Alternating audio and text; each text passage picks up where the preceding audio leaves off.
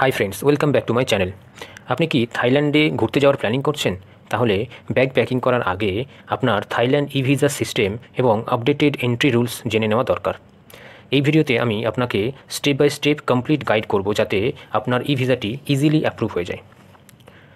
So let's start. Part number 1, what is Thailand e visa? মানে Thailand e ভিসাটা কী?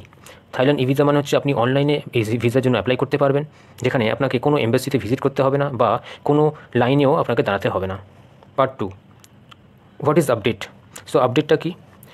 জানুয়ারি 2025 থেকে all Indian citizen এবং others ন্যাশনালিটির জন্য থাইল্যান্ডের ই ভিসার জন্য অ্যাপ্লাই করতে পারবে। মে 2025 থেকে থাইল্যান্ড ডিজিটাল অ্যারাইভাল কার্ডের লঞ্চ করেছে, মানে TDAC-এর লঞ্চ করেছে, যেখানে আপনাকে ট্রাভেলের 72 আওয়ার্সের মধ্যে আপনাকে এই ফর্মটা ফিল আপ করতে হবে এবং ফাইন্যান্সিয়াল প্রুফটাও আপনাকে দেখাতে হবে, যেমন ব্যাঙ্ক স্টেটমেন্ট বা cash. Part 3, who can apply? মানে কারা অ্যাপ্লাই করতে পারবে? সো যারা ট্যুরিজমে যেতে চাইছে বা ফ্যামিলির কাছে ভিজিট করতে চাইছে এবং যারা বিজনেস পারপাসে যেতে চাইছে, সো তাদের জন্য এই ভিসাটি অ্যাপ্লাই করতে পারবে।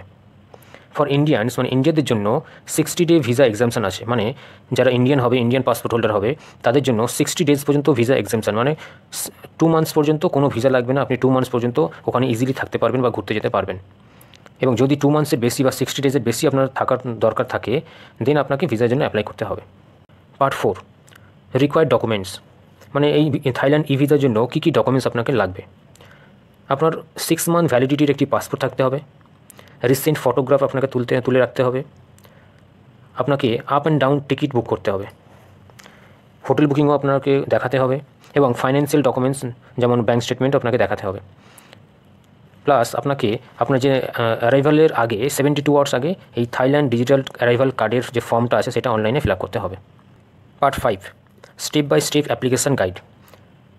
সো আপনাকে ফার্স্ট থাইল্যান্ডের ই ভিসার পোর্টালে যেতে হবে, সেখানে গিয়ে আপনার পার্সোনাল ডিটেলসগুলো ফিল আপ করতে হবে এবং রিকোয়ার্ড ডকুমেন্টসগুলো আপলোড করতে হবে। দেন আপনার যে ভিসা ফি আছে সেটা অনলাইনে পেমেন্ট করতে হবে।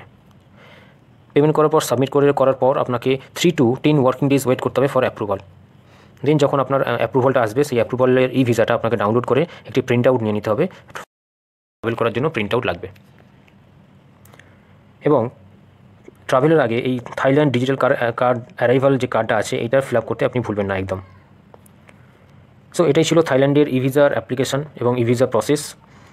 এই ভিডিওটি যদি আপনার হেল্পফুল হয়ে থাকে, প্লিজ একটি লাইক ও শেয়ার করবেন এবং চ্যানেলটিকে ফলো ও সাবস্ক্রাইব করবেন for more travel visa update.